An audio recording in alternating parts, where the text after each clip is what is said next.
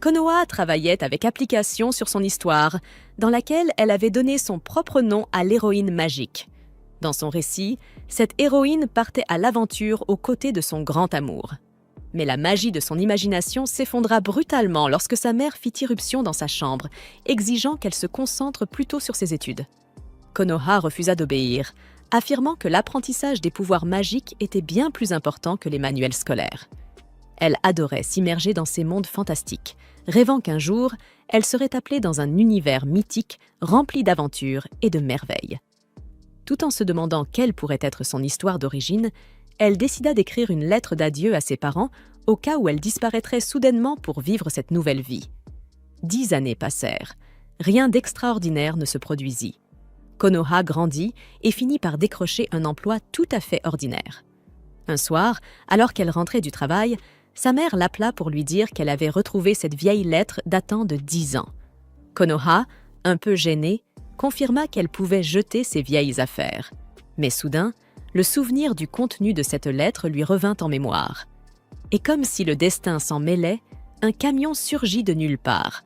Au même instant, elle se remémora son ancienne histoire, celle d'une héroïne magique qui tombait amoureuse du fiancé de sa propre sœur cadette, Aina. Cet homme, Jennifer, et l'héroïne s'étaient épris l'un de l'autre dès leur première rencontre. Mais leur amour ne tarda pas à être découvert par Aina, qui jura de les séparer à tout prix. Sachant combien Aina s'opposait à leur union, Jennifer et Konoha décidèrent de garder leur relation secrète. Malgré la colère de sa sœur, Konoha continua à l'aimer profondément. Un jour pourtant, Aina mit la main sur un mystérieux grimoire nommé « L'Histoire sombre », dont on disait qu'il tuait quiconque osait le lire. Ravie et curieuse, elle ouvrit le livre, oubliant qu'elle n'était pas à l'abri de sa malédiction. Soudain, des visions la frappèrent. Elle vit le monde réel, celui où Konoha écrivait l'histoire même de leur univers. Elle se vit elle-même, ainsi que Jennifer et Konoha, décrits par la plume de cette autrice qu'elle croyait imaginaire. Puis, sans comprendre comment, Konoha se réveilla dans le corps d'Aina. Avant qu'elle puisse assimiler ce qui venait de se produire, la police, menée par un homme nommé Shano, annonça son arrestation pour tentative de meurtre sur Konoha. Sous le choc, elle réalisa que Shano la désignait comme Aina, et non Konoha. Tentant de se souvenir de sa dernière image du monde réel, elle revit, le camion fonçant droit sur elle. Jetée dans un donjon, la vérité lui apparaît. Elle a été réincarnée. Elle réévalue sa situation, essayant de se rappeler l'histoire qu'elle avait écrite au collège. Alors qu'elle réfléchit à la marche à suivre, la Konoha de son monde fantastique surgit soudain et la serre dans une étreinte chaleureuse, soulagée que personne ne lui ait fait de mal. Aina reste figée, comme pétrifiée par la stupéfaction. Elle n'aurait jamais imaginé rencontrer réellement la Konoha qu'elle avait créée, et elle est exactement telle qu'Aina l'avait imaginée. Tandis que Konoha s'inquiète de son état hébété, Jennifer fait irruption dans le donjon, l'épée dégainée, exigeant que Konoha soit mise à mort. Konoha plaide que, cette fois, Aina n'a rien fait de mal, mais Jennifer se montre bien moins clémente. Ikoldi rappelle à Konoha qu'Aina a tenté à plusieurs reprises de la tuer et mérite l'exécution. Alors que Jennifer égrène les terribles crimes qu'Aina aurait commis dans l'histoire, Aina maudit son ancien moi d'avoir fait d'elle une vilaine si méprisable. Elle n'aurait jamais pensé renaître un jour en tant que personnage qu'elle avait condamné. Après un moment de tension, Konoha implore la clémence. Aina est envoyée au lieu et place dans un domaine lointain afin de la tenir éloignée de Konoha. Reconnaissante d'être encore en vie, Aina remercie silencieusement Konoha pour sa bonté. Elle essaie de se persuader qu'elle pourra vivre paisiblement dans ce nouveau monde, mais son soulagement s'évanouit lorsqu'elle se rappelle avec qui elle va partager sa détention, une personne destinée à la tuer. À leur arrivée au manoir, un majordome l'informe qu'elle y restera 3 mois. Aina remarque que toutes les domestiques évitent son regard et tremblent à sa vue. Le majordome ajoute qu'un serviteur spécial a été désigné pour s'occuper d'elle. Aina jette un œil dans l'une des chambres préparées pour elle, vérifiant prudemment la présence d'assassins. À son horreur, elle aperçoit Sol, un personnage qu'elle avait imaginé devant finir par la tuer. Il est présenté comme son préposé personnel, chargé de rendre son séjour plus confortable. Connaissant sa véritable mission, Aina recule aussitôt lorsqu'il s'approche. Sol suppose qu'elle est simplement épuisée par le voyage et, d'un ton doux, insiste pour qu'elle se repose pendant qu'il lui prépare une boisson chaude. Une fois qu'il s'éloigne, Aina pousse un soupir de soulagement, mais ce répit est de courte durée. Elle se rappelle qu'elle doit éviter à tout prix chaque drapeau de mort si elle veut survivre. Elle tente de ressasser les détails de l'histoire, mais trop de temps a passé pour qu'elle se remémore tout. Finalement, elle conclut que sa meilleure chance de survie est de prouver qu'elle ne constitue aucune menace pour Konoha. Elle ne remarque pas le retour de Sol. Il revient en silence, portant un couteau destiné à mettre fin à sa vie. Alors qu'il s'avance lentement, Aina se souvient soudain que c'est précisément à ce moment-là que Sol est censé faire sa première tentative de meurtre. Elle se retourne aussitôt pour lui faire face. Pris de court, Sol se ressaisit immédiatement et reprend son rôle de majordome irréprochable. Il lui verse une tasse de thé, l'air parfaitement courtois, et lui demande poliment quels sont ses projets. Aina, comprenant son petit jeu, décide d'entrer dans la danse.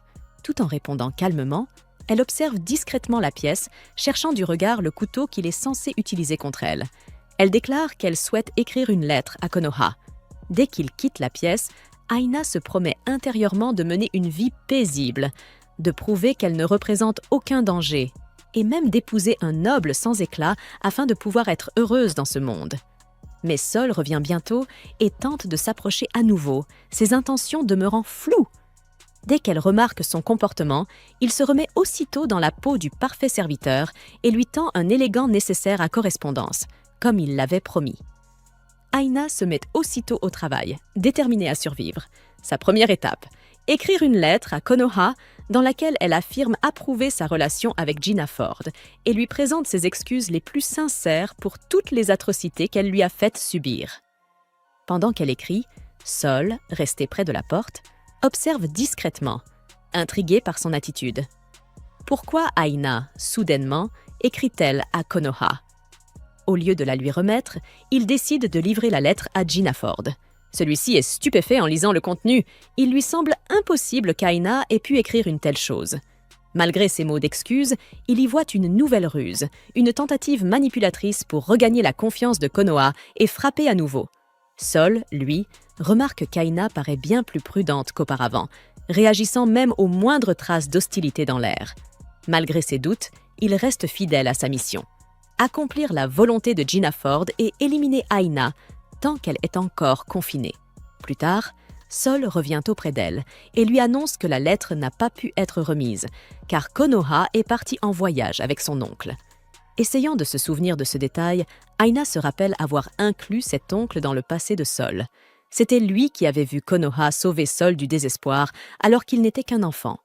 Sans réfléchir, Aina répète les mêmes paroles réconfortantes que Konoha avait dites à Sol des années auparavant. Ces mots figent Sol, qui la regarde, abasourdie. Consciente qu'elle vient de susciter des soupçons, Aina prétend aussitôt avoir froid et se retire dans sa chambre. Une fois seule, elle s'inquiète d'avoir peut-être déclenché un nouveau « drapeau de mort » et tente fébrilement de se souvenir de ce que font Konoha et Gina Ford à ce stade de l'histoire. Elle se remémore que Konoha et Gina Ford parvenaient souvent à se voir grâce à leur oncle, qui avait toujours soutenu leur relation. Mais à ce moment précis du récit, les deux amoureux étaient censés se retrouver. Sans savoir que leur oncle leur avait tendu un piège, Aina se souvient qu'à l'origine de son histoire, elle n'était présentée que comme la grande méchante du prologue. Le récit devait pourtant contenir d'autres ennemis destinés à mettre Konoha à l'épreuve. Dans le premier chapitre, le véritable antagoniste n'était autre que leur oncle, un homme rongé par une malédiction née de son amour impossible pour leur mère. Comme Konoha avait grandi en devenant le portrait craché de cette dernière, l'oncle avait développé une obsession malsaine à son égard. Un jour, il la piégeait dans un endroit isolé. Alors qu'il tentait de profiter d'elle, Konoha éveillait pour la première fois sa magie cachée et réussissait à lui échapper. Cependant, Gina Ford tombait victime des machinations de l'oncle, ce qui poussait Konoha à entreprendre un long voyage pour trouver de quoi le ramener à la vie. Essayant de reconstituer la chronologie de ce qu'elle avait écrit, Aina se demande si le prétendu voyage de Konoha avec leur oncle correspond justement à cet épisode, mais elle n'a pas le luxe d'y réfléchir davantage. Sa priorité est de survivre. Pourtant, repenser à la bonté de Konoha la remplit de culpabilité. Cherchant désespérément une issue, elle tente de demander de l'aide aux domestiques du manoir, mais tous l'évitent comme la peste. Elle aperçoit alors Sol, qui lui rappelle calmement que chaque serviteur a ses propres tâches et qu'elle ne peut plus les traiter comme autrefois, lorsqu'elle vivait encore dans la demeure principale. Aina voudrait protester, mais elle comprend vite que personne ne croira son histoire. Silencieusement, elle prend une décision. Quitter le manoir pour sauver Konoha et Gina Ford, quitte à affronter le monde qu'elle a elle-même créé. Rassemblant quelques pierres dans un sac, elle s'empare d'un cheval. Mais si, dans son roman, son personnage était une cavalière accomplie, la réalité la rattrape bien vite. La peur la tenaille à chaque galop. Pendant ce temps, Konoha, Gina Ford et leur oncle atteignent une vieille église. Les deux amoureux projettent de s'y marier en secret. L'oncle, feignant la bienveillance, persuade Gina Ford de laisser son épée à l'entrée, sous prétexte que la cérémonie doit rester sacrée. Aina galope à toute allure jusqu'à l'église, arrivant juste à temps pour voir son oncle lever son arme contre Gina Ford. Sans réfléchir, elle lance son sac de pierres avec force, le frappant de plein fouet et sauvant ainsi Konoha et Gina Ford. Elle leur promet d'expliquer la situation plus tard et supplie Gina Ford d'emmener Konoha en lieu sûr. Elle lui confie sa sœur comme un trésor qu'elle n'a jamais su protéger. Enfin, Aina pousse un soupir de soulagement, avant que son oncle, à moitié sonné, ne se relève, prêt à attaquer de nouveau. Mais au dernier moment, Sol surgit et la sauve in extremis. Sous le choc, Aina ne peut s'empêcher de remarquer à quel point il est élégant, même en la réprimandant doucement pour sa témérité. Reprenant son calme, elle lui demande comment il a su où la trouver. Sol, d'un ton neutre mais protecteur, lui avoue qu'il l'a suivie depuis son départ du manoir. Incapable de la laisser s'aventurer seule dans un monde, Aina ressent une profonde culpabilité d'avoir infligé tant de souffrances à ses personnages. Peu à peu, elle se met à porter le poids de leur douleur, comme si elle en était la véritable responsable. Alors qu'elle s'apprête à partir, Gina Ford s'approche d'elle. Il lui demande si, depuis le début, elle n'a pas secrètement protégé Konoha de l'obsession de leur oncle, insinuant que c'était peut-être la vraie raison de son opposition à leur relation. Aina ne peut s'empêcher de trouver son raisonnement simpliste, presque naïf. Pourtant, elle choisit d'aller dans son sens. C'est la seule explication plausible qui puisse prouver son innocence et lui éviter une fin tragique. Avant qu'elle n'ait le temps de répondre davantage, Sol intervient. Il déclare vouloir exprimer sa gratitude, non pas à Aina, mais à Konoha. Il explique que c'est grâce à la douceur et à la bienveillance de Konoha qu'il parvient à contenir son instinct meurtrier.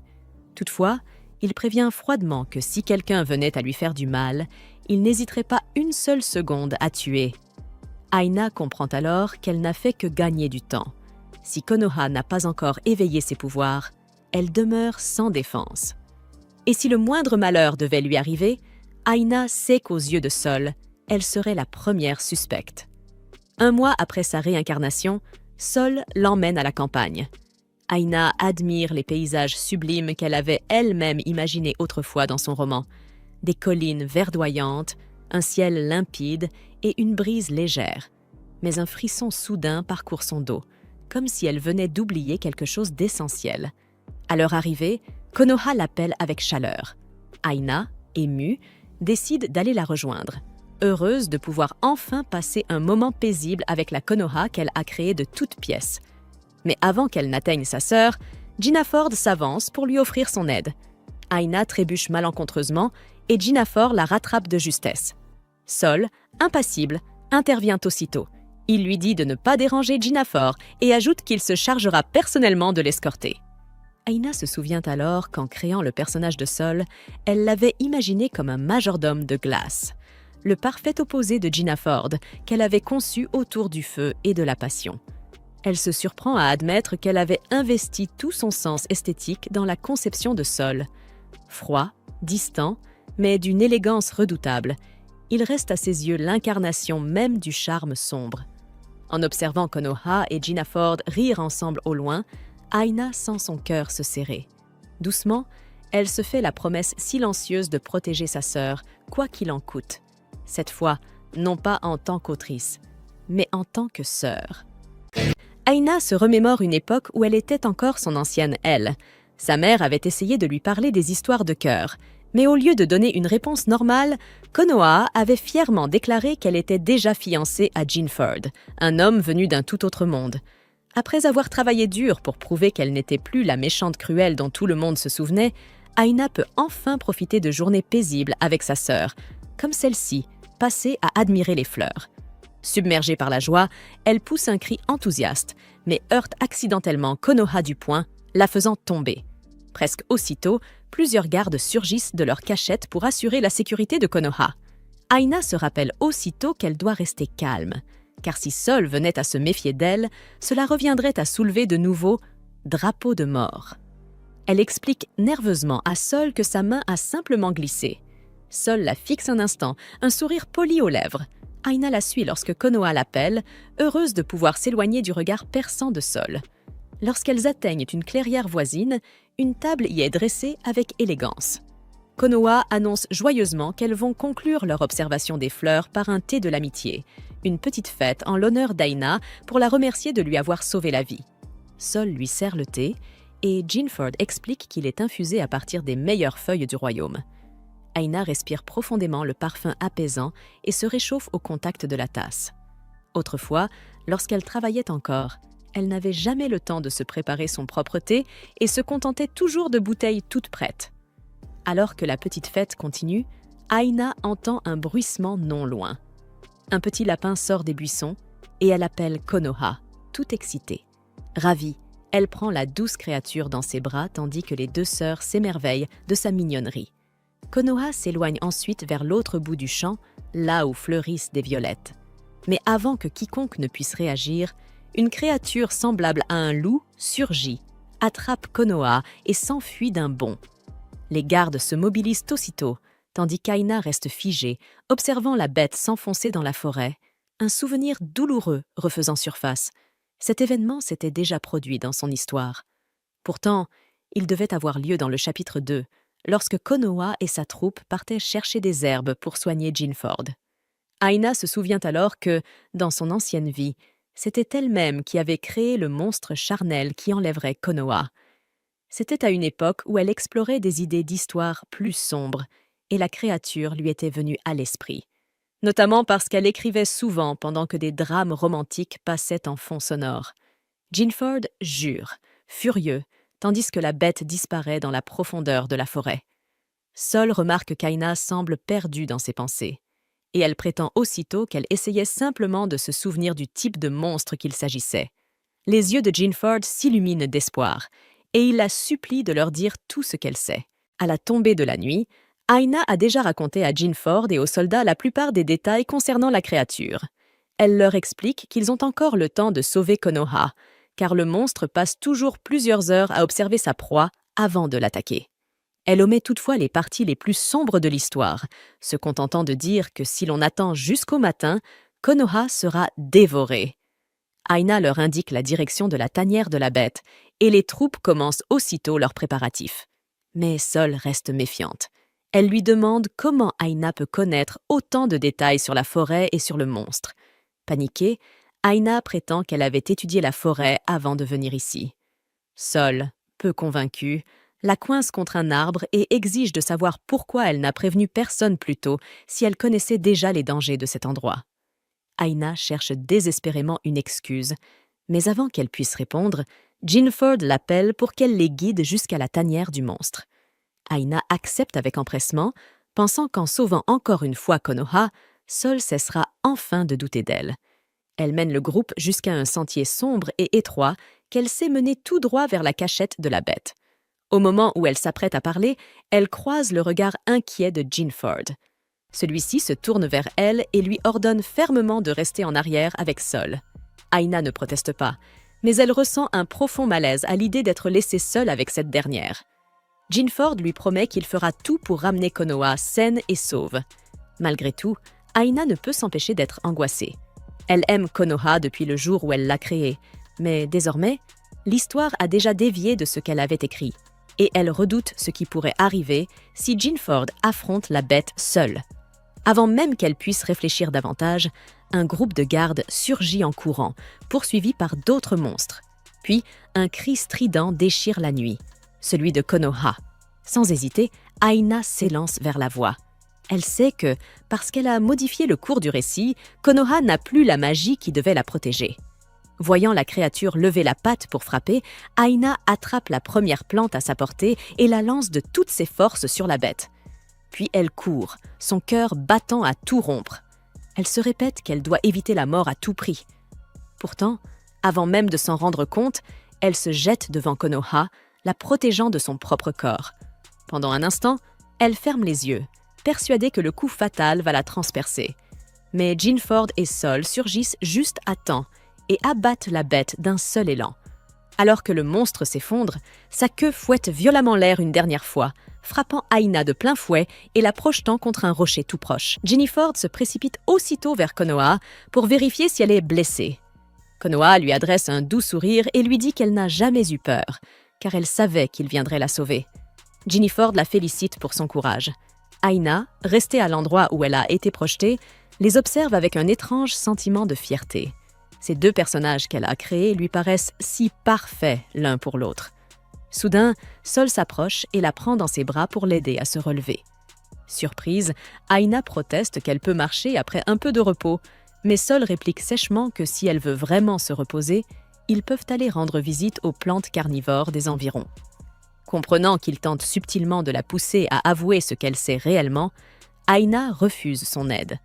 Ainsi s'achève leur étrange version d'un goûter fleuri. Aina médite sur tout ce qui s'est passé. Même si l'histoire semble dévier de ce qu'elle a écrit, les événements clés suivent toujours le même fil. De retour au domaine, Jinford confie en privé à Sol qu'il n'a plus besoin de lui pour assassiner Aina. Il pense s'être trompé sur son compte, bien que Sol demeure méfiant. Néanmoins, il jure de se plier à la volonté de son maître. 2 mois passent depuis la fête des fleurs. Un jour, Sol entre dans le bureau d'Aina, portant une lettre scellée de son père. Il suppose qu'il s'agit d'une autorisation pour qu'elle retourne dans la capitale. Mais en l'ouvrant, Aina découvre une élégante invitation à un bal. Son souffle se bloque. C'est le même bal qu'elle avait décrit dans le chapitre 3 de son roman. Le soir venu, Jinford et Sol complimentent les deux sœurs, admirant la grâce avec laquelle elles portent leurs robes. Les yeux de Konoha pétillent d'excitation, tandis qu'elle contemple les danseurs. Aina, anxieuse, la met en garde de ne danser avec personne. La confusion de Konoha est évidente, et le regard soupçonneux de Sol se fait plus insistant. Lorsque Jinford invite Konoha à danser, Aina panique. Mais le regard ferme de Sol la retient, et elle ne peut qu'observer les deux s'avancer vers la piste. La scène réveille en elle des souvenirs de sa vie passée. Elle se rappelle un festival d'été où sa mère l'avait suppliée de sortir s'amuser, mais elle avait refusé, préférant rêver dans sa chambre. Elle imaginait être appelée dans un monde fantastique pour devenir une sainte destinée à vaincre le roi démon. Sa mère, furieuse, avait ouvert la porte à la volée en lui ordonnant d'aller profiter de la fête. Aina s'était alors réfugiée dans son imagination, utilisant cette émotion pour nourrir le prochain chapitre de son histoire. Elle se souvient maintenant de ce qu'elle avait écrit. Si Konoha dansait à ce bal, elle serait choisie pour entreprendre un voyage afin de vaincre le roi démon. Mais sans sa magie, cette aventure mènerait à sa mort. Et pire encore, Sol la tiendrait responsable et exécuterait sa sentence de ses propres mains. Elle remarque bientôt un homme s'approcher de Jinford et de Konoha, demandant la permission de danser avec Mademoiselle Magnolia. Reconnaissant aussitôt en lui un personnage secondaire qu'elle avait autrefois créé, Aina s'empresse de lui saisir la main avant que Konoha ne puisse répondre, prétendant être elle-même Mademoiselle Magnolia. Elle l'entraîne sur la piste et se met à tournoyer avec tant d'énergie que son partenaire peine à suivre le rythme. Lorsque la musique s'achève, l'homme, étourdi et à bout de souffle, s'excuse pour aller se remettre. Déterminée à empêcher quiconque d'inviter Konoha à danser, Aina scrute la salle de bal à la recherche de la prochaine menace. Bientôt, une silhouette apparaît à la galerie du 2e étage. Elle se souvient de lui. C'est le 2e prétendant qu'elle avait écrit pour inviter Konoha à danser. L'homme aperçoit Konoha et l'interpelle, séduit par sa douceur. Avant que Konoha ne puisse répondre, Aina intervient une fois de plus et s'impose comme cavalière, coupant court à toute possibilité. Après cette seconde danse, ses yeux parcourent la salle, à la recherche du dernier personnage qu'elle sait destiné à inviter Konoha. Et comme elle s'y attendait, le jeune prince s'avance vers sa sœur et lui propose une danse. Anticipant cette scène, Aina avait déjà fait renverser du vin sur le sol de la piste, rendant la danse dangereuse. Les serviteurs conseillent aussitôt au prince et à Konoha de ne pas s'y aventurer. Konoha remarque alors Aina s'éloignant vers une autre partie du bal. Cette dernière sourit, soulagée, convaincue d'avoir encore une fois évité un nouveau drapeau de mort. Elle se dirige rapidement vers le buffet, ses pensées déjà accaparées par les plats de viande rôtie. Mais avant qu'elle n'y parvienne, Sol lui barre le passage et lui tend la main pour une danse. La musique recommence, et avant qu'elle n'ait le temps de refuser, il l'entraîne sur la piste. Aina sent son cœur s'emballer. La main de Sol posée sur sa taille est ferme et indéchiffrable. Sous son contact, elle oublie presque de respirer. Alors qu'ils se déplacent à l'unisson, Aina ne peut s'empêcher de se demander pourquoi elle danse avec l'homme même destiné à mettre fin à sa vie. Sol finit par lui demander qui elle est vraiment. Il a remarqué ses actions étranges pour empêcher Konoha de danser et exige de connaître sa véritable intention. Agit-elle par protection ou par malveillance? Lorsque la musique s'éteint, Sol la quitte sans un mot de plus pour aller chercher une calèche. Aina reste là, troublée, le cœur battant encore. Les paroles de Sol résonnent dans son esprit tandis qu'elle peine à entendre. Désemparée et épuisée, Aina s'excuse en prétextant qu'elle a besoin de se reposer et s'éclipse vers un salon tranquille. Elle s'affale sur un canapé, ses pensées se brouillent peu à peu jusqu'à ce que le sommeil l'emporte. Pendant qu'elle dort, le chaos éclate. Des flammes commencent à se propager dans le manoir. Les invités sont évacués dans la panique. Dehors, Sol et Jinford cherchent frénétiquement Konoha, qu'ils finissent par retrouver assise sous un arbre. Elle leur explique qu'elle s'est tordu la cheville plus tôt et qu'Aina l'avait probablement remarqué, d'où son insistance à lui interdire de danser. C'est seulement à ce moment-là qu'il réalise qu'Aina a disparu. À l'intérieur, Aina se réveille en sursaut. Les couloirs sont engloutis par les flammes et toutes les issues visibles sont bloquées. La panique la saisit. Rien de tout cela ne figurait dans l'histoire qu'elle avait écrite. Elle rassemble son courage et décide de traverser le feu. Elle maudit sa destinée de vilainesse, celle que personne ne vient jamais sauver. Pourtant, elle se force à avancer, se répétant que tout ira bien tant que Konoha vivra heureuse. Soudain, une partie du bâtiment s'effondre, emprisonnant sa cheville sous les débris. Une douleur fulgurante la transperce alors qu'elle tente en vain de se dégager. Au milieu du rugissement du brasier, ses pensées dérivent vers les gens qu'elle a rencontrés dans ce monde. Si le bonheur de sa sœur est assuré, alors peut-être que son rôle est accompli. Mais au moment où elle s'apprête à accepter son sort, une voix perce la fumée, criant son nom. Sol accourt vers elle. Aina le regarde, hébétée, se demandant pourquoi c'est toujours lui qui vient la sauver. Il lui dit qu'elle ne peut pas mourir avant qu'il découvre qui elle est réellement.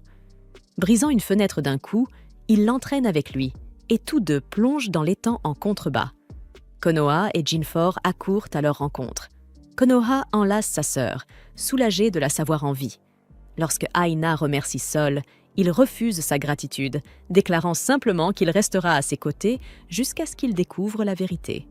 Ces paroles la troublent, non seulement à cause de la méfiance qu'elle trahisse, mais aussi à cause de la chaleur étrange. Maintenant que ces 3 mois de confinement sont terminés, Aina est de retour au domaine des Magnolias, où elle savoure enfin la tranquillité. Elle se sent comblée de pouvoir vivre aux côtés des personnages qu'elle a elle-même créés, et la paix règne depuis quelque temps. Son personnage préféré, Kamehameha, prend grand soin d'elle, ce qui emplit son cœur de joie. Jinford, témoin de leur complicité, sourit doucement et félicite les 2 sœurs pour leur belle entente. Aina admire profondément Jinford, qui incarne tout ce qu'elle recherche chez un homme. Un autre personnage qu'elle trouve attirant est Sol, mais celui-ci l'effraie, car dans son histoire, il était destiné à la tuer dès le premier chapitre. En le voyant aiguiser un couteau, elle se rappelle qu'elle doit rester prudente. Un seul faux pas, et Sol pourrait encore accomplir son rôle meurtrier. Soudain, Sol attire son attention et lui annonce qu'un invité souhaite la voir. Yomi arrive alors et salue Aina, mais celle-ci le fixe, perplexe. Konoha, en revanche, le reconnaît aussitôt et lui demande comment se passent ses études au royaume de Lily. Aina reste confuse. Elle n'a aucun souvenir d'avoir créé ce personnage. Konoha présente Yomi à Jinford expliquant qu'ils étaient amis d'enfance, leur père ayant été proche jadis. Aina observe la scène à distance, pensant que Yomi est venu rendre visite à Konoha. Mais Yomi la remarque et s'avance vers elle, un sourire doux aux lèvres. Il lui dit qu'il est enfin rentré à la maison et avoue, la voix tendre, que cela lui fait du bien d'entendre sa voix, car il l'aime. Ces mots surprennent profondément Aina. Depuis sa réincarnation, elle n'a reçu que de la haine de la part des personnages qui la connaissaient. Entendre enfin quelqu'un lui dire qu'il l'aime lui procure un étrange sentiment de chaleur et d'apaisement. Elle tente alors de se souvenir si elle avait jamais écrit un personnage amoureux d'Aina. À l'époque, toute son attention était centrée sur Konoha, qu'elle entourait d'hommes idéaux. L'idée lui était venue d'un manga qu'une amie lui avait recommandé, où une princesse était courtisée par plusieurs hommes séduisants. Certains d'entre eux cachaient pourtant de sombres secrets. L'un d'eux, un roi démon, avait prévu de tuer la princesse. Cette idée avait aussitôt captivé Aina. Au début, elle ne créait que des hommes justes et charismatiques, mais en mûrissant, elle avait commencé à inventer des personnages séduisants, mais malfaisants. C'est à ce moment-là qu'était né Yomi, un autre vilain issu de son sombre passé narratif. Alors qu'elle réfléchit à son histoire, elle tente de se souvenir si Yomi avait joué un rôle dans la mort d'Aina. Yomi, lui, change de ton et lui demande comment vont les autres affaires, ce qui la laisse déconcertée. Trouvant son air d'innocence feinte adorable, il s'approche d'elle et murmure le nom de Konoha à son oreille. Affolée, Aina se précipite pour détourner la conversation et lui propose aussitôt de le conduire à sa chambre. Elle se souvient alors du rôle de Yomi dans l'histoire « Tuer Konoha ». Dans l'intrigue originale, quelque part au milieu du voyage d'Aina pour affronter le roi démon, Yomi était décrit comme l'un de ses obstacles, un homme consumé par la vengeance, après que Konoha eut causé la mort de sa bien-aimée Aina. Comprenant que Yomi pourrait être ici pour assassiner Konoha, Aina commence à s'inquiéter que Sol la soupçonne d'être la véritable instigatrice. Elle réfléchit frénétiquement à un moyen d'arrêter Yomi, mais en le regardant de nouveau, elle ne peut s'empêcher de maudire son ancien moi d'avoir créé un personnage aussi complexe et dangereux. De retour auprès de Konoha et des autres, Aina annonce qu'elle restera près de Yomi, sous prétexte qu'il a oublié comment fonctionne le royaume. Sol propose aussitôt de s'occuper lui-même de Yomi, mais Aina refuse fermement, arguant qu'ils sont plus à l'aise ensemble que séparés. Touché par ces mots, Yomi accepte volontiers, tandis que Sol, lui, devient de plus en plus méfiant. Aina nie toute intention cachée et déclare qu'ils ont simplement beaucoup de choses à se dire avant de quitter brusquement la pièce avec Yomi. Une fois seule, elle le pousse doucement en avant et lui avoue qu'elle ne déteste plus Konoha. Au contraire, elle lui confie qu'elle l'aime sincèrement désormais. Yomi peine à la croire, lui rappelant qu'elle lui avait jadis ordonné de lui envoyer les « chroniques sombres », ce qu'il avait fait sans hésiter. Il se met ensuite à délirer, lui disant qu'elle est magnifique lorsqu'elle manigance la mort de Konoha. Aina tente de le faire taire, mais Yomi poursuit, affirmant que ses paroles ne représentent qu'une infime partie de ce qu'il ressent vraiment pour elle. Il la rassure. Même si elle est maléfique, il l'aimera toujours, alors elle n'a pas besoin de dissimuler sa vraie nature. Aina le regarde avec inquiétude et demande doucement si cette version d'elle-même, celle qu'il chérit, est vraiment la sienne. Aussitôt, les émotions de Yomi s'emballent. Il se met à se blâmer, convaincu que s'il n'était pas parti étudier à l'étranger, il aurait pu la protéger de ce qu'il pense être un lavage de cerveau de la part de Konoha. Une semaine plus tard, Aina est assise seule à une table de jardin. Malgré tous ses efforts, elle n'a pas réussi à convaincre Yomi qu'elle a changé. Elle comprend que son obsession est le fruit de sa propre plume, et jamais elle n'aurait imaginé avoir à lui faire face un jour. Konoha vient la voir et, aussitôt, la simple présence de sa sœur apaise Aina. Konoha remarque que Yomi n'est pas avec elle, et Aina explique qu'il doit encore dormir. Konoha lui dit qu'elle est venue s'occuper des fleurs qu'elle a plantées et lui rappelle, avec chaleur, qu'elle peut toujours compter sur elle.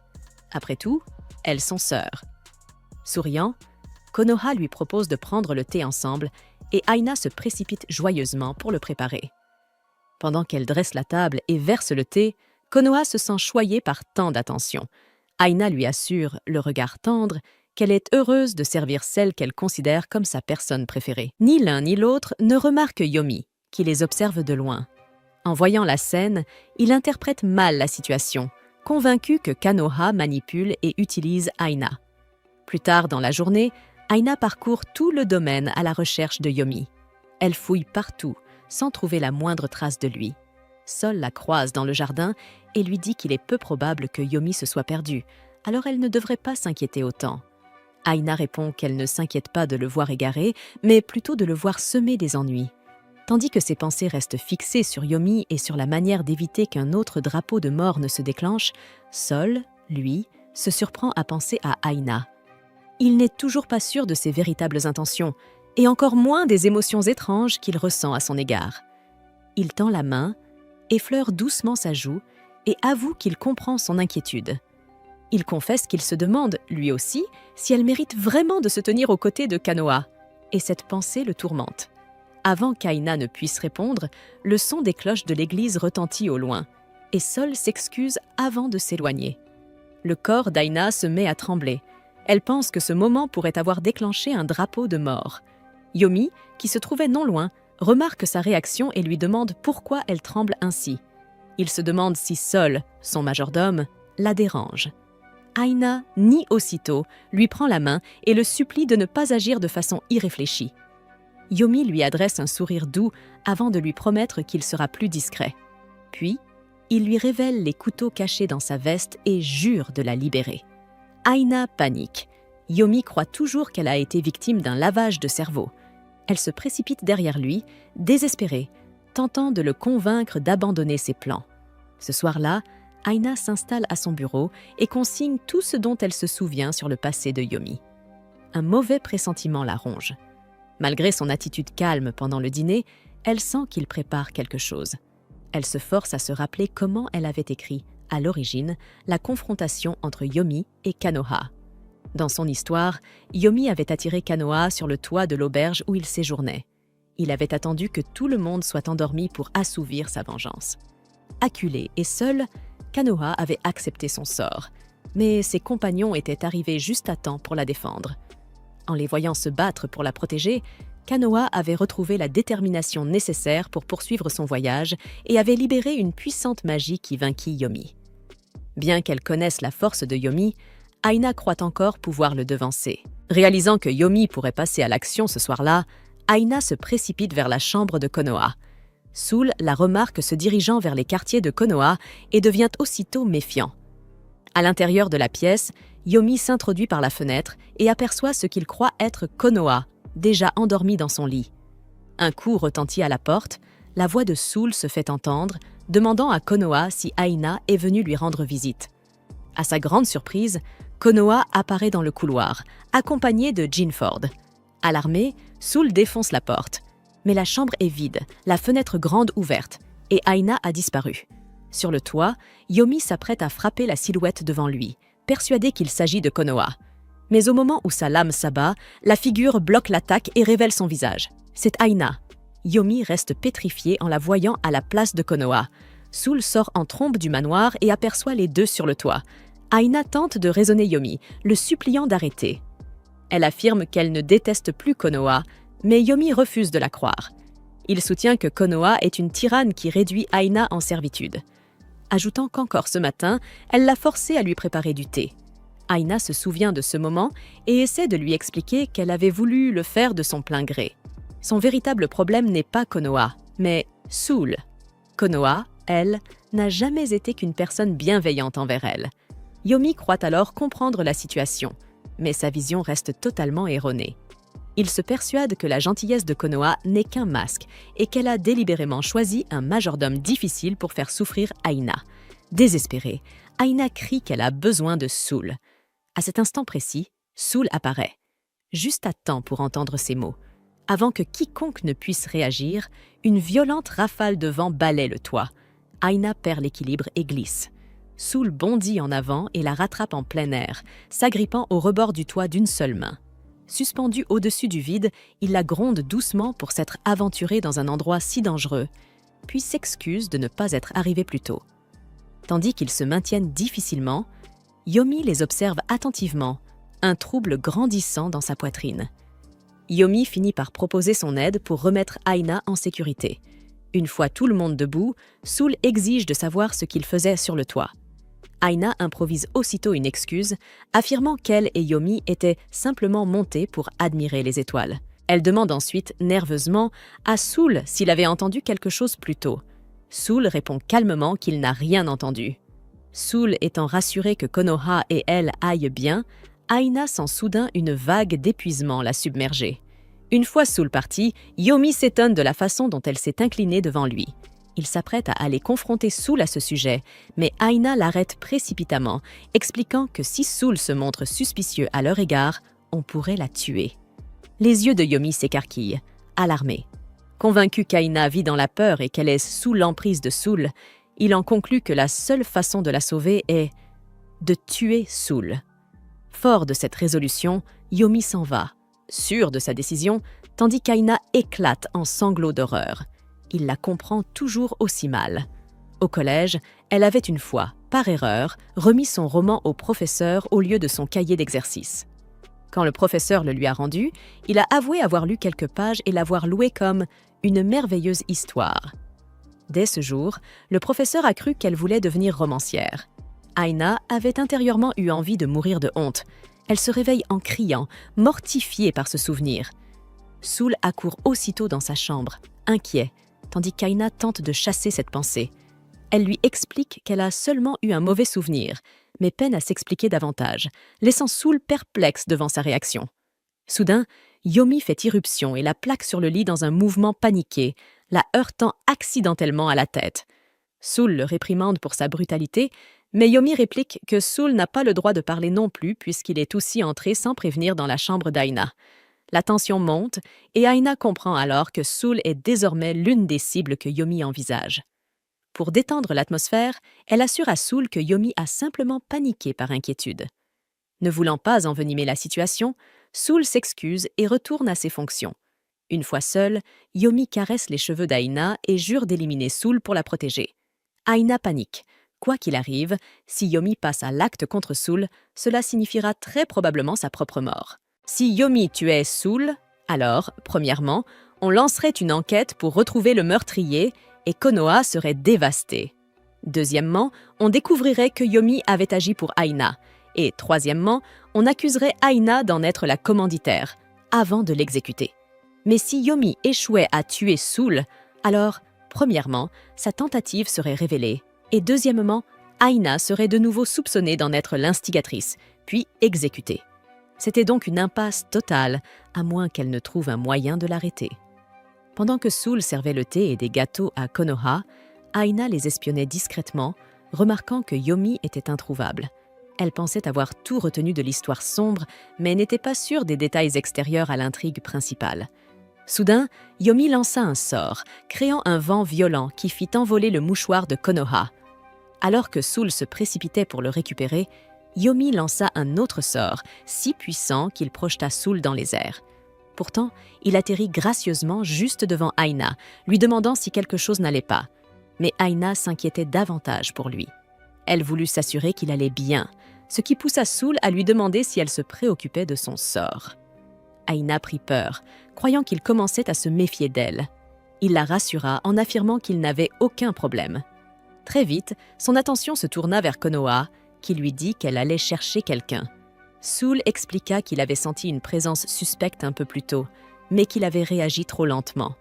Il soupçonnait que ce vent soudain était dû à la magie, mais il pouvait tout aussi bien s'agir d'une rafale naturelle, puisque personne au manoir n'était censé savoir manier la magie. D'après le livre, les pouvoirs magiques de Konoha auraient dû s'éveiller à ce moment-là, et plusieurs personnages opposés à elle possédaient eux aussi des pouvoirs.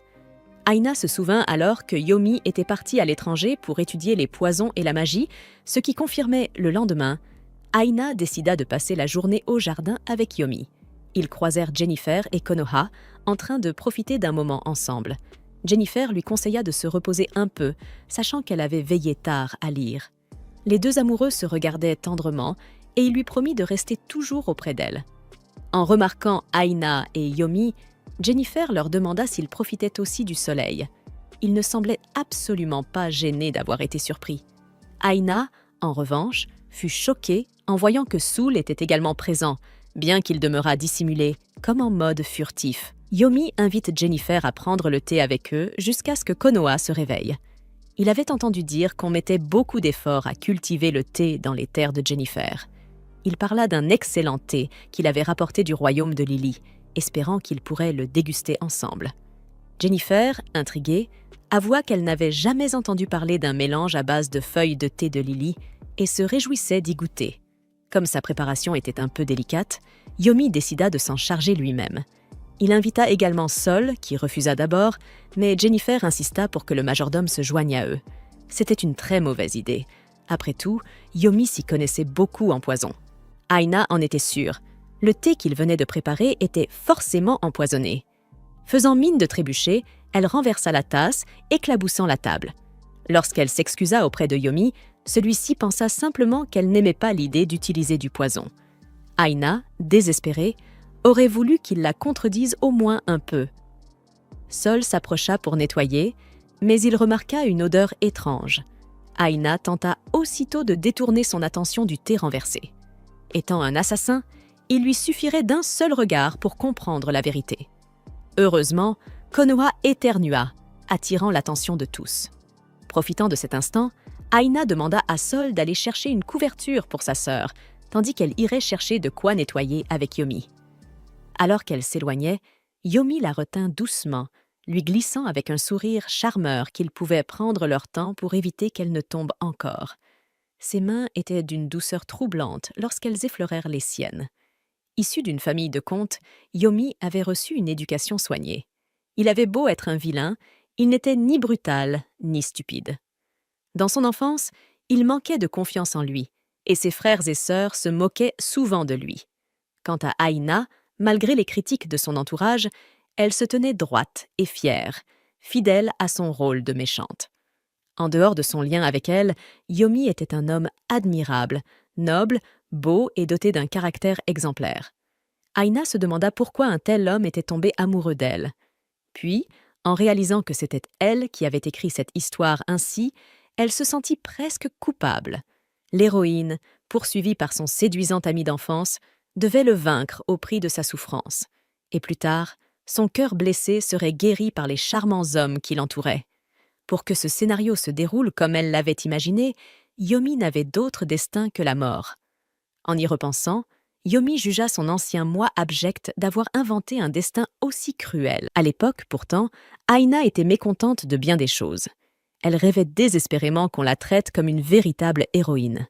Aujourd'hui, elle sentait qu'elle n'avait plus le droit d'être agacée par Yomi. Alors qu'elle tentait de le dissuader de suivre ses sombres desseins, il la serra tendrement contre lui, pensant qu'elle tremblait de peur à cause de Sol. D'une voix calme, il lui annonça que la magie qu'il avait préparée venait d'être activée. Son esprit n'eut même pas le temps d'assimiler ces mots qu'une explosion retentit au loin. Sans réfléchir, Aina s'élança vers la source du bruit. La magie de Yomi n'était sans doute pas très puissante, tout au plus moyenne. Elle ne représenterait aucun danger pour Konoha si ses pouvoirs étaient éveillés, mais en cet instant, elle était vulnérable. Aina était convaincue que Jennifer et Sol protégeraient sa sœur, mais si l'explosion les prenait par surprise, cela pourrait tourner au désastre. Dans le jardin, un monstre végétal surgit et projeta Konoha au sol. Avant qu'il ne puisse l'achever, Aina s'élança, s'agrippant à l'une de ses tentacules. Mais sa jambe heurta violemment le sol, lui arrachant une douleur aiguë. Malgré cela, elle continua à se battre. Il lui paraissait injuste que Yomi doive mourir simplement parce qu'il existait par sa faute. Tout cela, pensait-elle, était de sa responsabilité, et elle méritait d'en payer le prix. Elle jura de le protéger, et, en même temps que ses propres présages de mort, de briser ceux de Yomi. Rassemblant toutes ses forces, elle frappa le monstre en plein œil d'un coup de pied brutal. C'est alors que Jennifer et Sol intervinrent, achevant la créature avec une rapidité foudroyante. Devant leur puissance, Aina comprit que Yomi n'aurait aucune chance contre eux. Il le tuerait, c'était certain. Peu après, Yomi arriva pour prendre de ses nouvelles et s'excusa. Pendant ce temps, Sol expliqua qu'il avait ressenti la présence de quelqu'un animé de mauvaises intentions. Il ajouta que la plante carnivore semblait s'en être prise à lui. Le thé renversé dans le jardin lui rappela une odeur de poison qu'il avait connue dans son enfance, un poison si puissant qu'il l'avait paralysé à l'époque. En repensant à la manière dont Aina avait tenté de le tenir à l'écart, Sol remarqua que son comportement était étrange depuis quelque temps. Il la fixa d'un regard perçant et lui demanda si elle savait quelque chose sur ces événements. Sous cette pression, Aina paniqua. Il était évident qu'il la soupçonnait.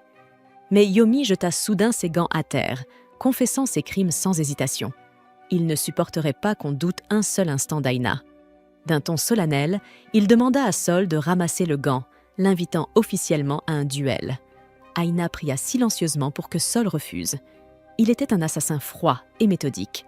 S'il voulait régler cette affaire, il le ferait autrement, sans duel, mais par la lame de l'ombre. Elle ne se souvenait pas avoir écrit que Sol était un homme au tempérament aussi impulsif.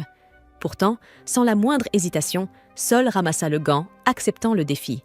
Aina comprit, au fond, pourquoi il l'avait fait. Le monstre végétal avait mis Konoha en danger, et même si son visage restait impassible, il devait être furieux. Quoi qu'il en soit, c'était son histoire. Et dans une histoire qu'elle avait écrite, un méchant ne pouvait jamais triompher d'un héros. Avant qu'elle ne puisse intervenir, Konoha s'interposa, les suppliant d'arrêter. Elle affirma qu'il devait s'agir d'un malentendu, les exhortant à discuter plutôt qu'à se blesser.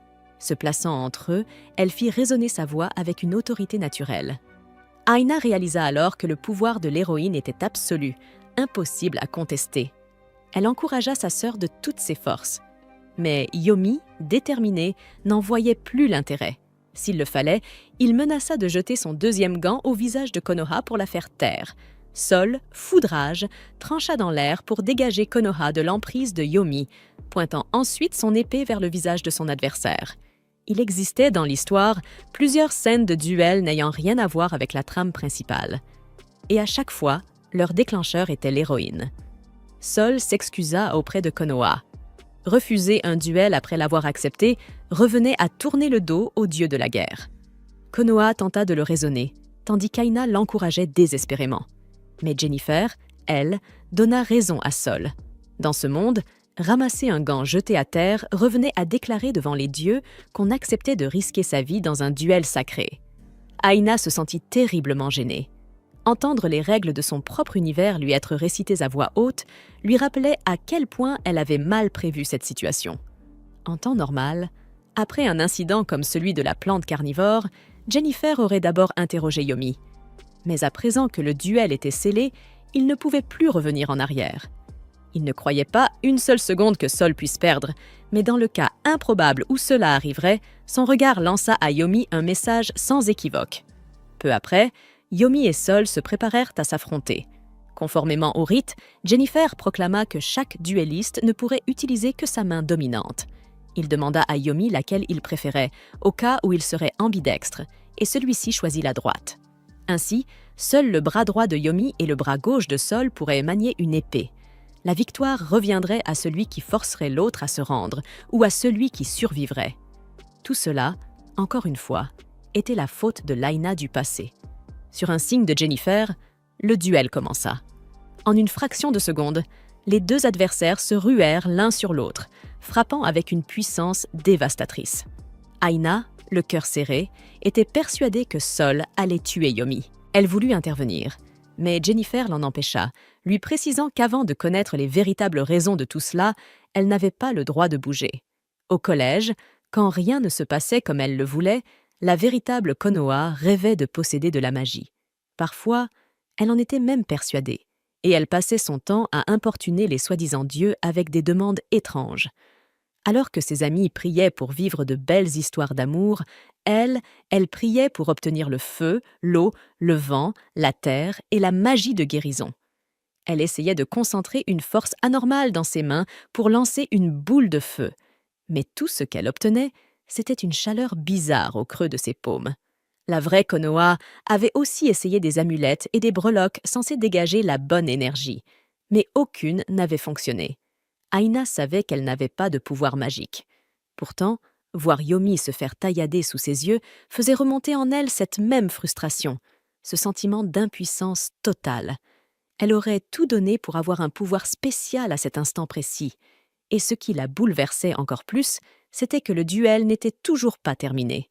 Aina s'en voulait de le penser, mais en matière de technique, Sol dominait largement Yomi. Elle se demanda un instant s'il se retenait, mais c'était impossible, pas tant que Konoha était impliqué. Jennifer, observant le combat, fit remarquer que Sol avait du mal. Ses mouvements semblaient maladroits, conséquence directe de la blessure qu'il s'était infligée en tombant du toit pour sauver Aina. Paniquée, Aina se demanda si Sol pouvait vraiment perdre.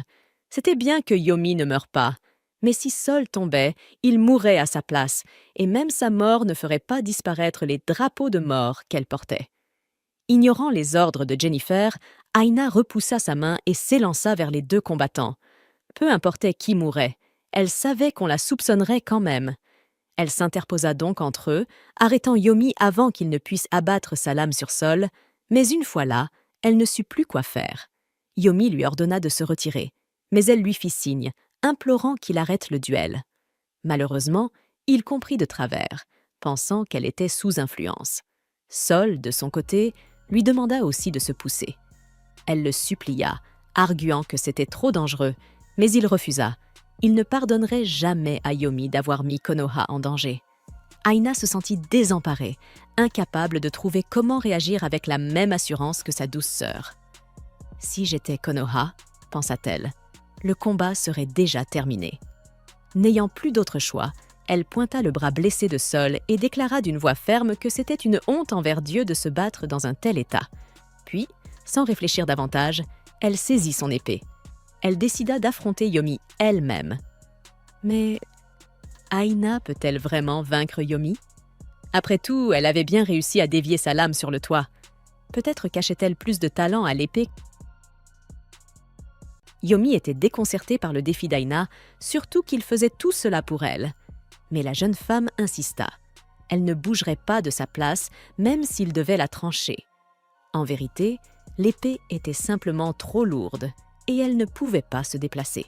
Rien ne garantissait que Yomi n'allait pas l'attaquer, alors c'était tout ou rien. Aina le provoqua, l'incitant à venir vers elle, tout en espérant intérieurement qu'il ne le ferait pas.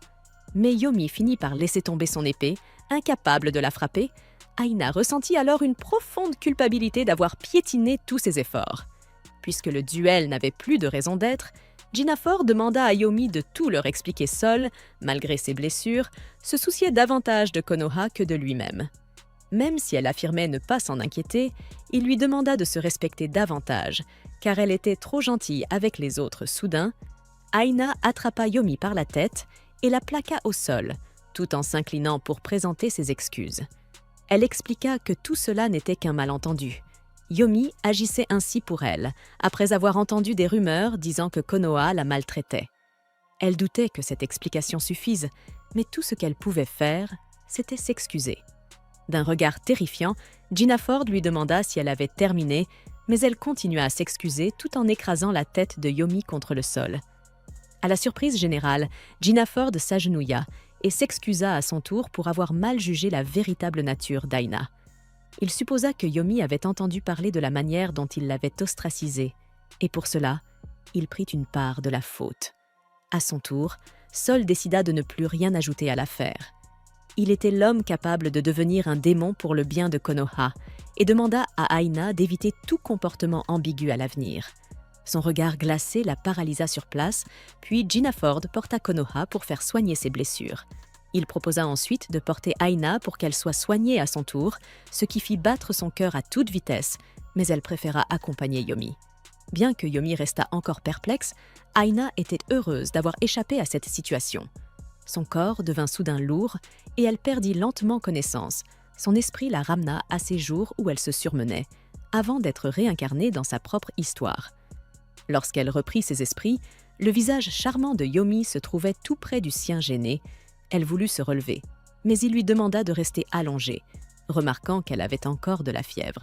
Le médecin avait expliqué que cette fièvre de fatigue était sans doute la cause de son évanouissement et qu'elle avait dormi toute la... Voyant que c'était le matin, Aina ressentit l'urgence de se précipiter au bureau. Elle stressait à propos des réunions, du chômage et des jeux BL qu'elle risquait de ne pas pouvoir s'offrir si elle ne travaillait pas. Dans son état lamentable, Yomi ne pouvait accepter qu'elle se soit sincèrement excusée auprès de Konoha. C'est alors que Konoha fit irruption dans la pièce, enlaça chaleureusement sa sœur et s'assura qu'elle allait bien. Aina fut purifiée par sa douce énergie, se rappelant que ce n'était pas le Japon. Aina supposa qu'elle devait sans doute agir comme une esclave de bureau parce qu'elle gardait des souvenirs de sa vie antérieure. Yomi demanda à Konoha de se contrôler, lui reprochant d'interroger Aina alors qu'elle n'était pas entièrement rétablie. Il la jeta hors de la pièce, refusant d'autoriser d'autres visiteurs. Aina redoutait que Yomi ne crée encore des problèmes, puisqu'il n'était pas totalement convaincu. Il en venait à croire que Konoha forçait secrètement Aina à travailler et lui donnait de l'argent pour acheter un jeu BL, mais il se trompait complètement. Les suppositions de Yomi ne faisaient qu'empirer la situation et Aina refusait catégoriquement toute aide venant de lui. Elle n'arrivait pas à croire qu'elle ait parlé d'un sujet si exaltant, même à moitié endormie. Dans sa vie antérieure, elle avait un faible pour le BL ultime et le GL qui alimentaient son imagination. Apparemment, elle ne s'en était jamais vraiment détachée. Yomi décida d'aller confronter Konoha, la menaçant de la tuer si elle exploitait Aina. Mais Aina l'arrêta sur le champ. Elle savait qu'il ne tomberait jamais amoureux de Konoha et qu'il ne cesserait pas d'essayer de la tuer. C'est pourquoi elle devait le convaincre ici et maintenant, même si elle ignorait comment s'y prendre. Peu importe combien de fois elle lui disait qu'il avait tort, Yomi ne la croyait pas et ne l'écoutait jamais. Prenant un air menaçant, Yomi rougit de colère.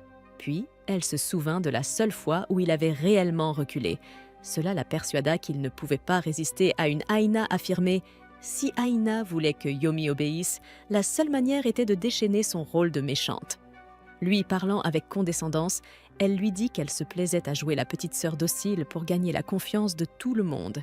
Et une fois qu'il lui ferait confiance, elle les enverrait tous en enfer. Elle se moqua de Yomi pour ne pas avoir compris l'indice, lui faisant bien comprendre qu'il n'y avait rien qu'il puisse faire pour elle. Aina lui demanda d'être un bon petit garçon et de faire semblant d'obéir, tout comme elle. Incapable de lui résister, il répondit docilement, tel un chien bien dressé. Quelques minutes plus tard, Yomi exprima à quel point il était heureux d'avoir enfin compris la pensée d'Aina et lui promit de ne plus jamais agir seul.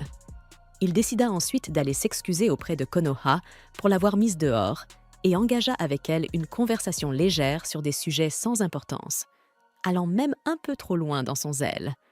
Aina pensa que tout irait bien désormais, même si une légère inquiétude subsistait.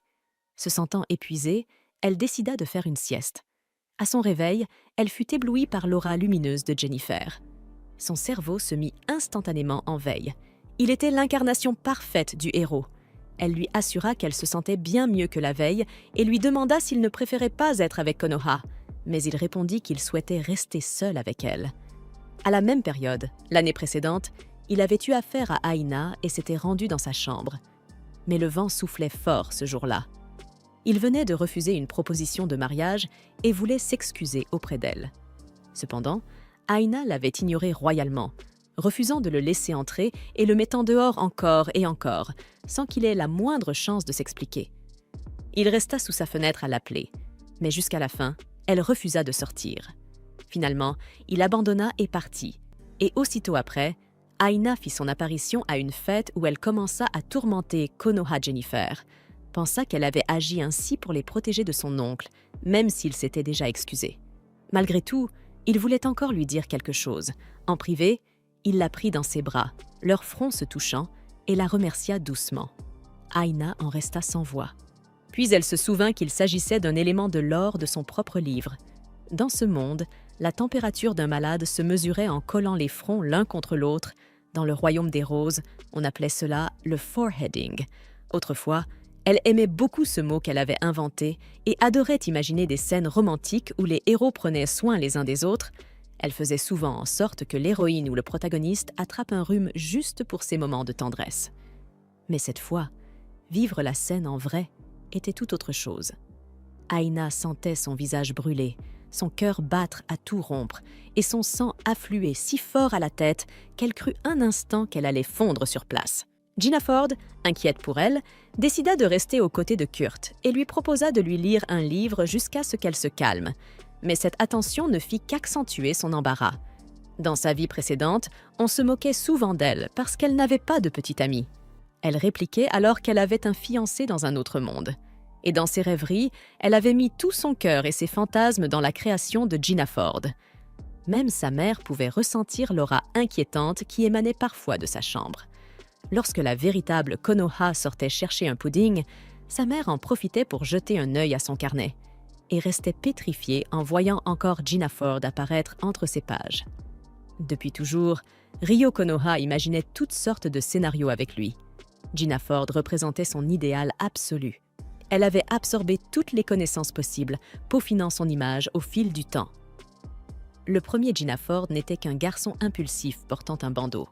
Le deuxième était un héros au grand cœur, un champion de la justice, toujours figé dans la même pose héroïque. Et enfin, le Gina Ford parfait vit le jour, la quintessence de toutes ses rêveries. Lorsqu'il lui lut ce livre, d'une voix sérieuse mais changeante, adoptant des intonations différentes pour chaque personnage, elle ne put s'empêcher de rire. « Voilà une démonstration pour que tu comprennes », dit-il avec gravité, ce qui la fit rire davantage. Il voulut ensuite vérifier sa température, mais elle craignait que cela ne soit un nouveau death flag. Alors, elle esquiva habilement toutes ses tentatives de foreheading. Elle affirma qu'elle allait bien, mais Soul, inquiet, déclara qu'il ne la laisserait plus jamais s'approcher d'un duel. Il savait qu'elle aimait le risque, mais il ne l'aurait jamais crue aussi imprudente.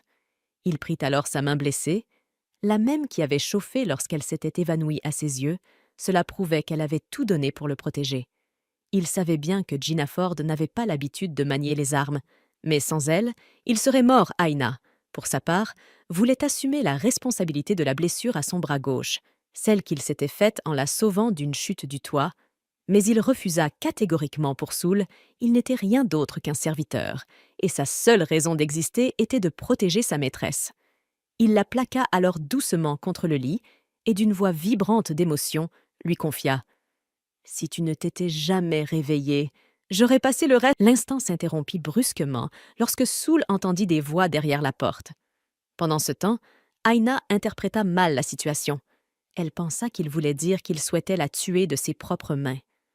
Alors qu'elle allait ouvrir à sa sœur, Soul la retint doucement, se pencha vers elle et lui murmura un remerciement à l'oreille, la laissant complètement interdite. Quand les autres entrèrent dans la chambre, il annonça qu'Aina n'avait plus de fièvre, mais ajouta avec un sourire moqueur qu'elle restait encore un peu chaude. Tous ces personnages, Yomi, Jennifer et Soul, étaient des créations de son propre esprit. Et pourtant, elle devait rester sur ses gardes devant eux. Elle aurait dû être capable de les lire comme des livres ouverts, mais son cœur n'était absolument pas préparé à ce qu'il la fasse battre aussi fort. Leur simple présence balayait la distance qu'elle avait toujours maintenue entre la fiction et la réalité. Le lendemain, Aina comprit qu'elle ne pouvait pas se permettre de déclencher de nouveaux death flags, voire une scène de soin du point de vue de l'héroïne protégeait son propre cœur. Lorsqu'elle imaginait Jennifer en train de soigner Konoha, elle ressentait les battements douloureux d'une émotion familière, comme si tout était à sa juste place. L'héroïne représentait en quelque sorte son propre alter ego, et Aina ne voulait surtout pas voir sa vraie personne depuis un point de vue extérieur. Elle tenta alors de maîtriser ses émotions du mieux qu'elle pouvait. Un peu plus tard, Jennifer entra dans la chambre, se moquant gentiment de la coiffure d'Aina. Soul annonça ensuite que Konoha les demandait, et en voyant Soul s'approcher d'elle, Aina s'efforça de rester calme. Mais avant qu'il ne puisse dire quoi que ce soit, Yomi déboula dans la pièce et se précipita vers elle. Elle lui ordonna sèchement de ne pas bouger. Yomi expliqua qu'il souhaitait rester un peu plus longtemps, car une avalanche bloquait la route, l'empêchant de rentrer chez lui. Cette nouvelle signifiait qu'Aina allait devoir continuer à jouer le rôle de la méchante bien plus longtemps qu'elle ne l'aurait voulu. Un autre jour, Ayla et Konoha retournèrent dans la ville du château du Royaume des Roses. Elle ne pouvait pas souvent se faufiler dans le château, alors Konoha s'amusait énormément. En plus, un festival avait lieu ce jour-là.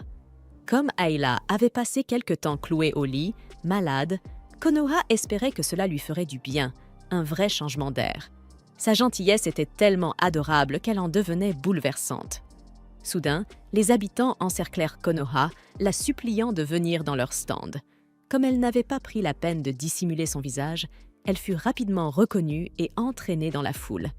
Sa simple présence était si belle qu'elle captait tous les regards autour d'elle. Cependant, c'était catastrophique pour Ayla. parce que si Konoha se blessait, ne serait-ce qu'un peu, un nouveau drapeau de mort serait déclenché. Elle tenta de secourir sa sœur, mais lorsque la foule aperçut son visage, tout le monde s'enfuit terrifié. Ayla pensa pouvoir profiter de l'occasion pour sauver Konoha. Contre toute attente, Sol apparut pour la récupérer. Peu importe les efforts d'Ayla pour éviter les soupçons, l'histoire semblait toujours se retourner contre elle, car son destin était d'être tuée en tant que vilainesse.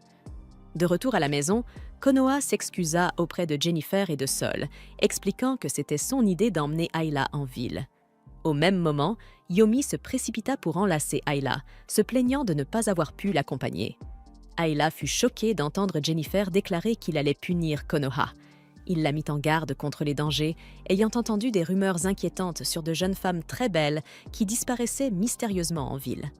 En complimentant sa beauté, il lui conseilla d'être plus consciente des risques qu'elle courait. Jennifer et Sol seraient toujours là pour la protéger, ce qui la fit réfléchir. Peut-être avait-elle pris cela pour acquis. Jennifer l'attira doucement contre lui, lui rappelant que c'était grâce à elle qu'il pouvait être aussi fort. Puis il lui dit tendrement de ne plus s'aventurer dehors sans précaution. L'un des majordomes entra alors, annonçant que Konoha avait un visiteur. Mais elle n'attendait personne. L'homme qui entra s'excusa pour cette visite soudaine et prévint Konoha qu'elle devait rester sur ses gardes. Il faisait partie de la force de sécurité de la police du Royaume des Roses, Division 2. Vice-capitaine de l'unité Hortensia, Shino Clematis. Il informa Konoha que de nombreuses jeunes femmes magnifiques avaient disparu récemment. Par conséquent, la probabilité qu'elle soit prise pour cible était extrêmement élevée. Yana se demanda alors si ces événements faisaient partie du scénario. Et si cette situation se répétait, cela signifierait encore une fois qu'elle deviendrait suspecte. Elle avait l'impression d'être constamment laissée dans l'ignorance, et cette idée la frustrait profondément. Chenot remarqua qu'elle était pâle et trouva cela étrange. Il affirma qu'elle n'avait aucune raison de s'inquiéter d'être prise pour cible, mais elle sentit une intention malveillante derrière ses paroles. Une douleur aiguë traversa sa tête, ce qui inquiéta Soul. Il lui proposa d'aller se reposer un moment dans sa chambre, mais elle lui répondit que tout allait bien. Elle ne savait plus s'il était réellement inquiet pour elle, ou s'il cherchait seulement à l'éloigner, ou peut-être même qu'il la soupçonnait. Ayla dit à Soul qu'elle allait se reposer un peu et le remercia, tout en demandant à Yomi de ne pas la suivre. Pour l'instant, elle ignorait totalement qui était vraiment ce policier. Elle préféra donc se retirer pour revoir toute l'histoire, pour se rappeler chaque détail de l'affaire et l'identité du coupable. Puis, mentalement, elle jeta Chenot et son « drapeau de mort » à la poubelle. 1 heure plus tard, elle paniquait.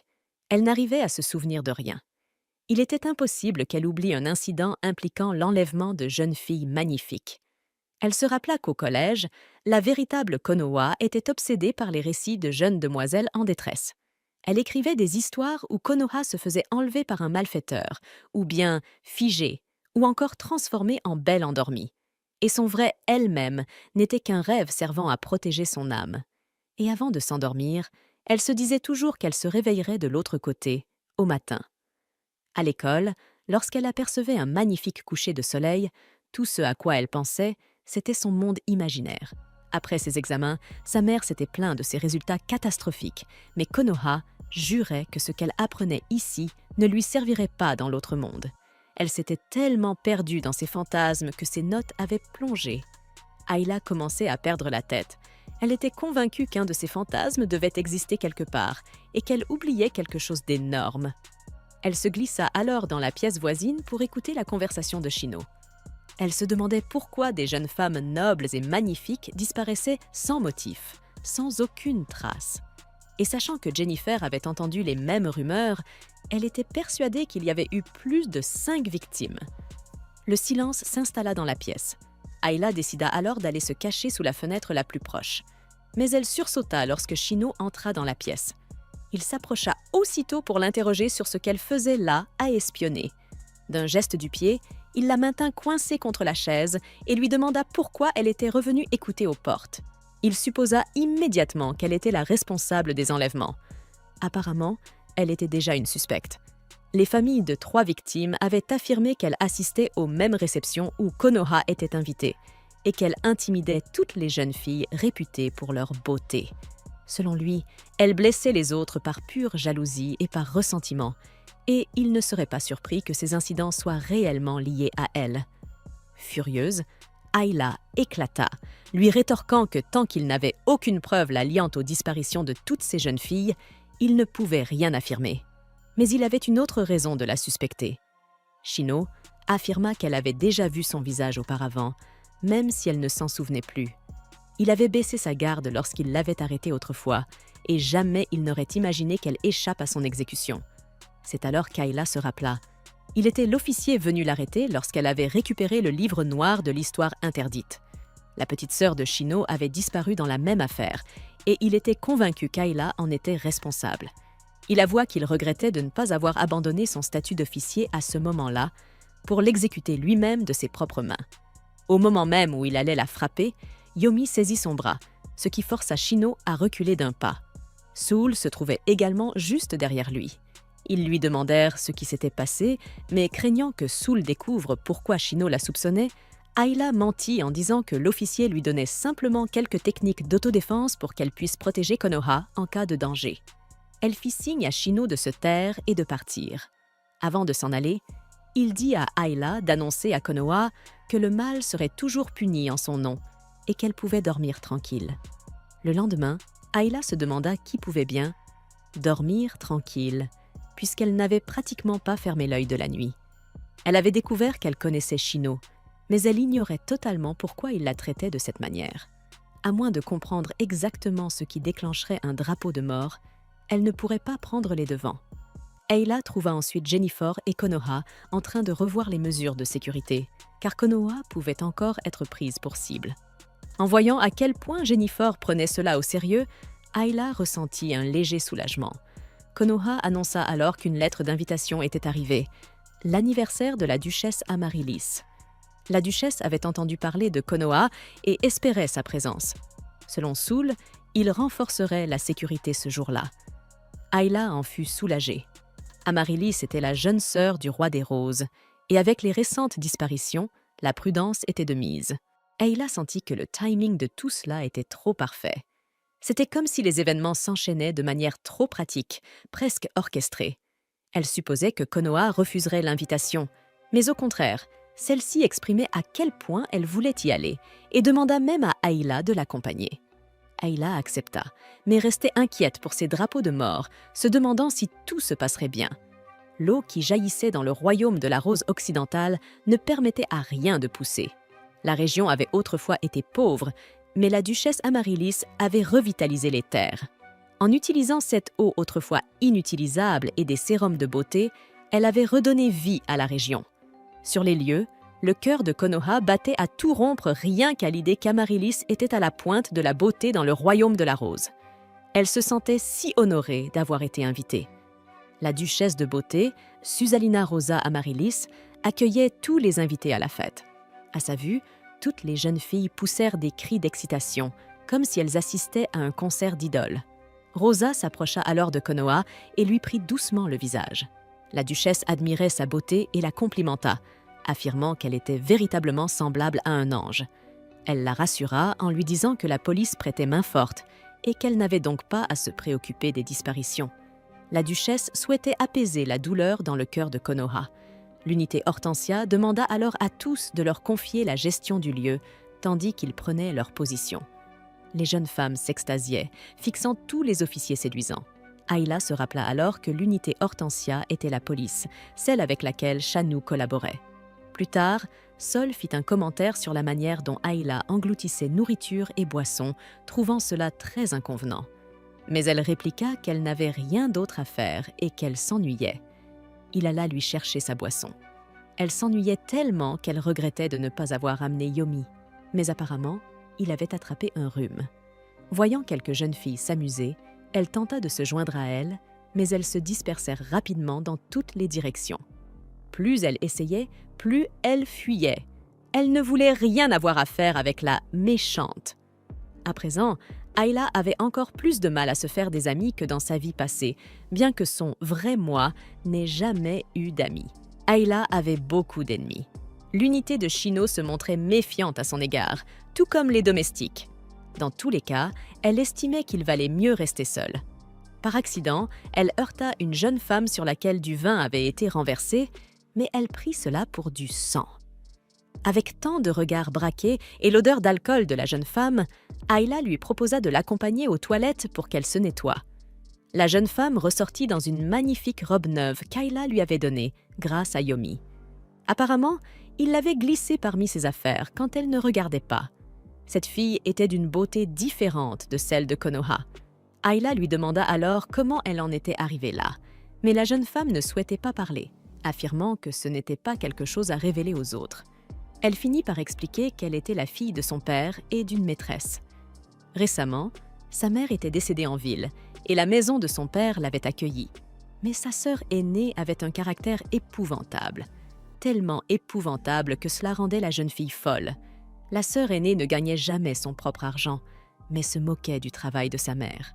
Et en raison de la différence de statut, elle était traitée comme une esclave. C'est en fait cette sœur aînée qui avait renversé du vin sur elle, la ridiculisant devant tout le monde. La jeune femme se présenta alors sous le nom de Minoa Camélia.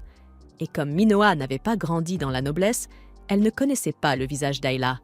Sol et Jennifer vinrent alors vérifier qu'Ayla allait bien, confondant Minoa avec son amie. Si l'on ouvrait le Dark History, on pouvait voir l'obscurité que le vrai Konoha portait dans son cœur à l'égard des personnages féminins. Dans le récit, Konoha était entouré exclusivement d'hommes, qu'ils soient inconscients ou simplement présents. Les femmes, si elles existaient, n'avaient soit aucune histoire, soit elles étaient traitées comme de la merde. Ces rôles étaient généralement attribués à de jolis garçons efféminés. Au fur et à mesure que l'histoire avançait, il devenait nécessaire d'introduire des personnages féminins. Et, sous l'influence d'une dame de son quartier, elles étaient toutes essentiellement lesbiennes. Oui, je cite l'anime à 100% ici. Ayla